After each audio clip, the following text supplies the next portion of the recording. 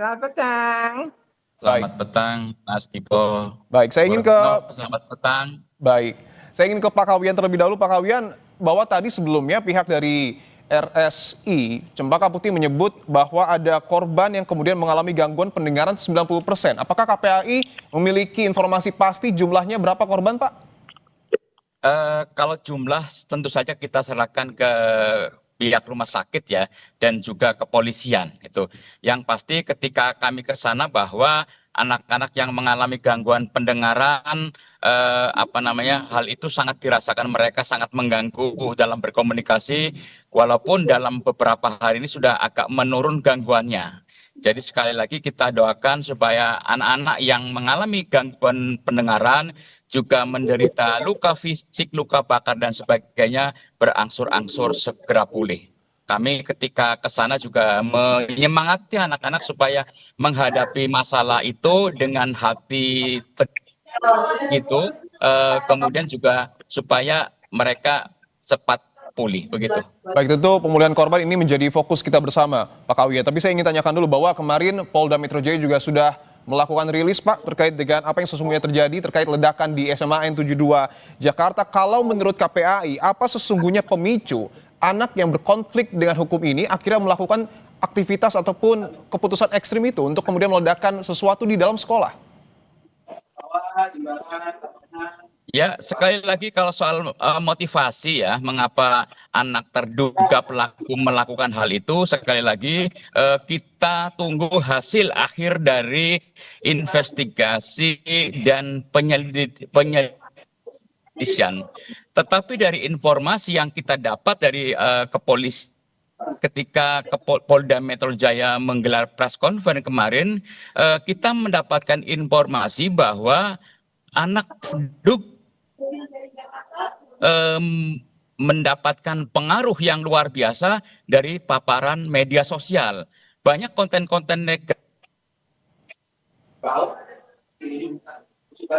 dan konten-konten berbahaya yang kemudian hal itu mempengaruhi perilaku mereka.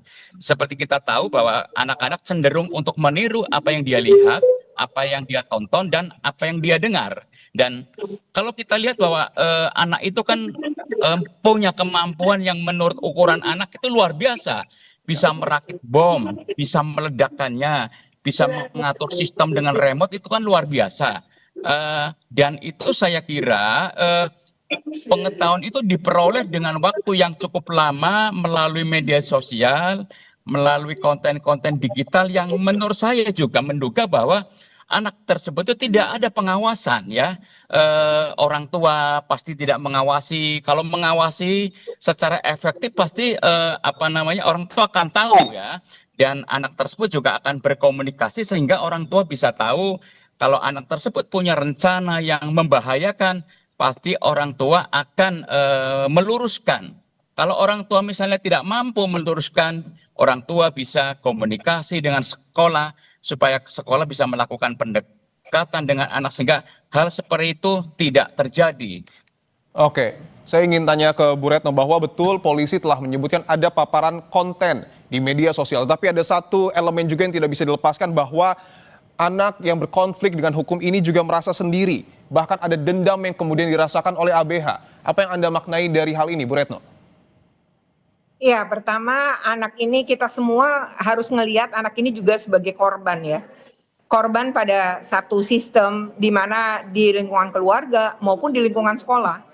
Di mana di lingkungan keluarga dia merasa kesepian itu berarti kehadiran orang tuanya di situ ada tapi tidak punya peran. Jadi misalnya ayahnya ada walaupun ibunya juga TKW ya, tapi ayahnya ada dan walaupun orang tua tunggal, itu banyak sekali orang tua tunggal juga mampu membangun komunikasi dengan anaknya. Ini enggak. Jadi orang tua pun tidak mampu mendeteksi padahal semuanya dibuat di rumah. Dan bagaimana dia kemudian membeli senjata mainan, kemudian melakukan perakitan dan juga menggambar. Anak ini tuh suka menggambar dan jago menggambar. Gambar-gambar dia yang terakhir itu adalah gambar-gambar yang memang menunjukkan penuh kekerasan. Padahal sebelumnya enggak. Lalu tanda-tanda seperti anaknya pendiam, kemudian juga misalnya korban bully, selama ini misalnya itu juga seharusnya bisa dideteksi oleh orang tua. Itu yang pertama. Jadi anak ini adalah korban di mana dia memang juga merasa terabaikan. Yang kedua, sekolah. Kemungkinan besar kasus-kasus bullying ini juga terjadi pada lingkungan sekolah kan. Nah, ini kegagalan sekolah juga mendeteksi itu.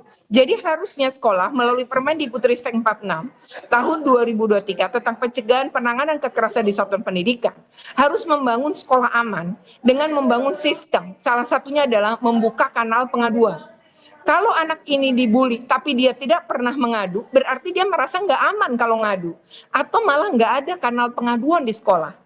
Ketika kanal pengaduan nggak ada, padahal diperintahkan oleh Permendikbudristek 46, dan itu kanal pengaduan itu bisa bentuknya tidak harus ruangan, bahkan kalau bisa jangan ruangan, tapi adalah daring. Nah, berarti anak ini tidak tahu harus kemana kan? Lalu yang kedua adalah harusnya sekolah juga memiliki sistem pencegahan seperti mensosialisasi anti bullying, membangun juga guru-guru yang kemudian memiliki kemampuan untuk melakukan penanganan kasus. Nah, nampaknya ini enggak, sehingga anak-anak korban itu seringkali nggak berani dan nggak mau ngelapor karena dia nggak yakin bisa selesai atau dia nggak yakin dia terlindungi gitu. Padahal prinsip Permendikbudristek 46 misalnya, penyelesaian dengan konfrontasi yang selama ini dilakukan, ngumpulin pelaku, korban, saksi, itu udah nggak boleh dilakuin. Karena ketika dikumpulkan, yang ada adalah tekanan terhadap korban lebih kuat, para saksi juga nggak berani bersaksi yang sebenarnya, para pelaku makin meningkatkan kekerasannya, hanya lebih hati-hati aja. Nah, ini berarti sistem yang tadi sekolah aman, sebagaimana perintah di Permendikbudristek 46 nggak bisa dilaksanakan. Jadi harusnya tim PPK itu, dia nggak ada laporan pun, tapi dia mendengar ada atau melihat indikasi-indikasi itu, dia harus ngelakuin. Dia harus ngelakuin proses pemeriksaan. Kalau tidak, bahkan di Permendikbud ini tuh bisa diberi sanksi gitu. Jadi regulasi yang sudah bagus, tapi mungkin penerapannya ini yang belum dipahami sepenuhnya juga oleh sekolah. Sehingga sekolah akhirnya tidak menjadi tempat yang aman atau tidak menjadi tempat juga bagi anak ini bisa mengadu dan menyelesaikan kasusnya ya. Jadi akhirnya dia tidak pulih, tapi dia terus mengalami stres, terus luka batin ini terus ada dalam tubuhnya. Nah, sampai pada titik ekstrim seperti yang dilakukan sekarang. Oke, baik, kita sepakat bahwa anak yang berkonflik dengan hukum ini juga merupakan korban karena tentu masih harus dilakukan pengawasan. Saya ingin ke Prof. Adrianus. Prof, apakah kemudian dengan apa yang terjadi di SMA N 72 Jakarta menunjukkan deteksi dini persoalan terhadap anak-anak kita ini masih kurang karena anak-anak kita justru bahkan bisa melakukan aktivitas ekstrim seperti meledakkan bom di dalam sekolah? Jadi saya tidak sepakat ya terhadap hasil rilis Polda yang mengatakan bahwa si ABH ini itu tidak memiliki kaitan dengan kelompok teror manapun. Dan kesannya bahwa kalau dia tidak memiliki kaitan lalu oke gitu, lalu persoalan menjadi lebih kurang serius. Jangan lupa bahwa yang hari ini anak-anak, maka 5-10 tahun ke depan dia menjadi orang dewasa. Yang hari ini adalah satu sensasi bagi dia, maka 5-10 tahun lagi akan jadi value, akan menjadi direction dia dalam rangka berperilaku. Maka saya kira dalam hal ini tidak bisa kemudian kita pandang enteng ya, apalagi kalau kemudian juga kita menduga ABH ini bukan sendiri dalam arti bahwa kemungkinan ada anak-anak lain yang memiliki situasi kurang lebih sama, punya imajinasi yang liar gitu ya, tambah lagi kemudian kena bully, maka jadilah dia kemudian pribadi yang ketika meledak lalu menjadi tak terkontrol seperti dikatakan oleh Bu Retno. Nah, apakah ada 1, 2 atau lebih, itulah nanti yang akan menjadi bom waktu bagi kita. Maka saya kira menjadi penting bagi kita untuk menseriusi hal ini. Pertama-tama mulai dulu dari apa yang menjadi imajinasi dia, yakni pemikiran-pemikiran tentang ekstrem kanan, di mana harus kita akui secara jujur loh teman-teman sekalian, bahwa kita sebagai masyarakat, sebagai kalangan intelektual juga tidak terlalu cukup punya pengetahuan sebetulnya tentang ekstrem kanan ini. Ya, kita lebih banyak punya pengetahuan tentang ekstrem kiri gitu ya daripada ekstrem kanan. Dan ketika kemudian malah anak-anak yang mendalaminya, sayangnya kemudian yang dia dalami hanya hal-hal yang terkait dengan kekerasannya saja. Tapi kalau kemudian lalu anak-anak ini berkesempatan untuk melihat value-nya, melihat value tentang bahwa orang ini beda loh secara ras, orang ini bisa dibeda-bedakan loh terkait dengan background dia. Orang ini bisa dianggap musuh loh kalau terkait dengan pemahaman atau agamanya. Maka bayangkan akan menjadi beban betul bagi kita sebagai masyarakat ketika ada anak-anak muda seperti ini, ya kan? Jadi saya kira apa yang dikatakan Mas itu relevan sekali. Kita tidak boleh memandang enteng hal ini sebab tadi ada kemungkinan hal ini juga dikembangkan oleh banyak anak-anak muda lain. Demikian. Oke, itu yang kemudian harus diantisipasi oleh polisi dan didalami. Saya ingin ke Pak Kawian lagi. Pak Kawian, bahwa apakah KPAI memiliki informasi, Pak? Karena kan ABH ini disebut bahwa merasa sendiri, kemudian memiliki dendam. Apa yang sesungguhnya terjadi yang dialami oleh anak berkonflik dengan hukum ini, khususnya di sekolah, Pak? Ya, tadi sudah disinggung oleh Bu Retno ya mengenai pengawasan orang tua, pengawasan sekolah, ya, kemudian juga kedekatan orang tua, kedekatan guru-guru di sekolah itu kan penting sekali. Secara fisik maupun secara batin, anak itu saya menduga bahwa tidak ada komunikasi yang efektif dengan orang tua dan juga dengan sekolah. Kalau ada komunikasi yang efektif, pasti anak tadi akan menyampaikan masalah-masalah yang dihadapinya, baik kepada orang tua maupun kepada sekolah gitu. Artinya ada potensi perundungan, Pak? Bisa saja terjadi ya, bisa saja terjadi ya. Jadi situasi yang ada pada anak tersebut, pada ABH tersebut diperparah ya, ditambah lagi dengan koneksi dia dengan media sosial, konten-konten cyber yang seperti disampaikan oleh kepolisian, dia sering nonton aksi kekerasan, pembunuhan, ya bahkan juga suka melihat orang sudah dalam kondisi meninggal. Itu kan sesuatu yang sebenarnya konten yang sangat negatif yang tidak boleh dikonsumsi oleh anak-anak itu. Nah, ini menjadi pelajaran buat kita bahwa sudah saatnya kita melakukan proteksi anak-anak kita dari konten-konten cyber yang merusak anak kita sendiri. Itu juga menunjukkan bahwa dampak negatif dari konten cyber, konten digital itu bukan hanya berpengaruh negatif, bukan hanya merugikan anak sendiri, tetapi seperti yang terjadi di SMA 272 itu mengakibatkan sekian puluh orang terluka, luka fisik, ya, luka emosi, psikologi, dan sebagainya. Baik, sejauh apa konten negatif di media sosial ini berpengaruh terhadap anak? Saya ingin Prof. Adrianus menjawab, tapi usai jeda tetaplah bersama kami di Kompas Petang.